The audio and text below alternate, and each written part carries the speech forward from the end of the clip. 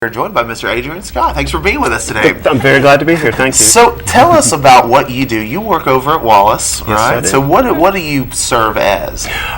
My official title or capacity is the program director for our visual communications degree program, but I'm also part of our art department faculty. Right, Okay. right. So what do you do, like every day, what does that kind of entail for you? Primarily what I do is I teach computer graphics for our degree-seeking visual communication students, but also, you know, I teach online courses, art appreciation, art history, but also during like the summers, I do get the opportunity to move back and do like studio-based art classes, like drawing, painting, sculpture. Okay. Through the years, I've had the great opportunity to teach all of those things: pottery, 2D design. Okay. Anything they need me to do, basically. So where did you get your education? I'm actually a Wallace State alumni. Yeah. I came from Mobile, Alabama in 1988 on a track scholarship. Wow. And did that for 2 years at Wallace. Then I got another scholarship to Murray State in Kentucky.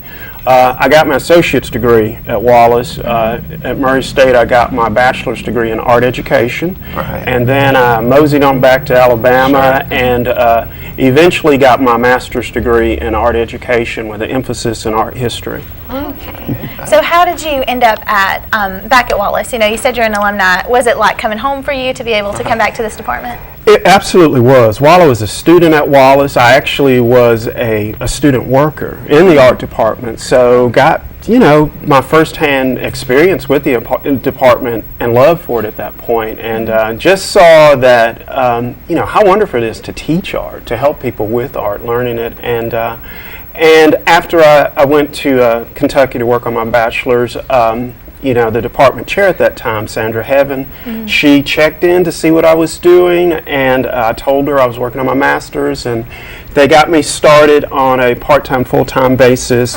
teaching there, and that eventually, after a while, led to a full-time position. Awesome. So what does a normal day look like for you? You know, what kind of classes, you know, do you prefer to teach, and just kind of what's your everyday schedule? All of it's great. All of it, seriously, really, all of it's great, and it's so rewarding. You know, but a typical day is like, you know, computer-based classes, like, and they'll be specific to a software type. Right. We move through like vector softwares like Adobe Illustrator. Right, we move through Photoshop. raster softwares like Photoshop. We do stuff with animation softwares like Flash. We do stuff with, some of the newer stuff we're doing is 3D modeling softwares. We're in the process of integrating 3D scanning and 3D printing into the program too. Okay. So, and all of it's just the whole ball of wax is just to increase students' digital literacy, Right. not just their visual literacy, their understanding of the art elements and principles, but also in this day and age we live in, you know, this Right. multimedia It's always age. changing. It is. It really is, and we're changing and designing on the fly Right. to try to accommodate for that. Right, and talk about the facilities that you have there, because I know some people might be sitting out there, and I don't think people understand the full extent of how much Wallace has. We do. Our graphics lab, which I'm most proud of, next fall will be the 8th year of our visual communications program being offered through Wallace State.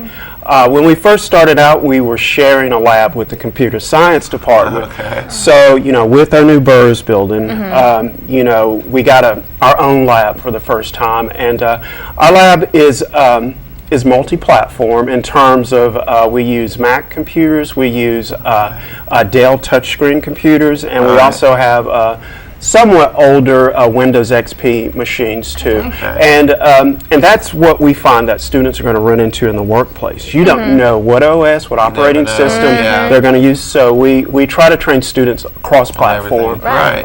But so we're real proud of that lab. We have printing facilities there. We do a Right. lot of on-campus printing. We do a lot of student exhibition printing. Right. But that's just one lab. One of our other main labs is our 2D lab. In our 2D lab, we teach drawing, Right. we teach painting, we teach 2D composition.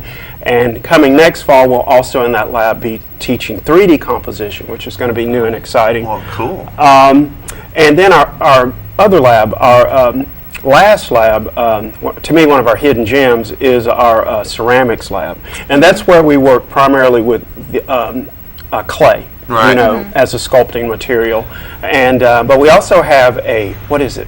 Is it 40 or 400,000? I think it's 400,000 BTU fully walk-in kiln. Have y'all ever seen a kiln? Yeah. It's a humongous fully walk-in kiln. We also have a smaller electric kiln, but our big walk-in kiln is a gas kiln. And it literally roars when we fire it. Right. Whenever we students do anything out of clay, it has to be dried first. Right. Once it's dried, it goes through its first firing, its bisque firing.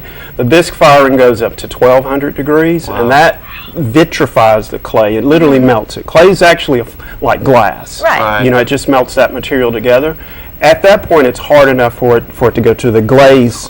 You know, we'll dip it in glazes, and then we'll do the glaze firing, which goes up to 2300 degrees. And those firing cycles, for the first cycle, that could be a 6-hour process for it to get up to that temperature, and even an 8-hour process for the other one. And what do you know? We've been dancing in that building, and there's just There's so much happening on the second floor that we don't know about. Yeah, come visit. Seriously. There, and what's cool is that you don't have to be, and this is what I think, you don't have to be an art major to take any of these classes. You do not. So most of them at Wallace of our classes are going to work as an elective course. Right. For most degrees, they require an elective course.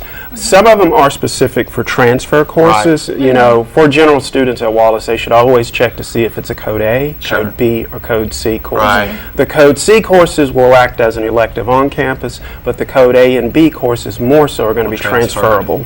So what do students need to know before, maybe for people that have an interest in the arts but aren't sure how to go to school for that and use that, what would you say to those people?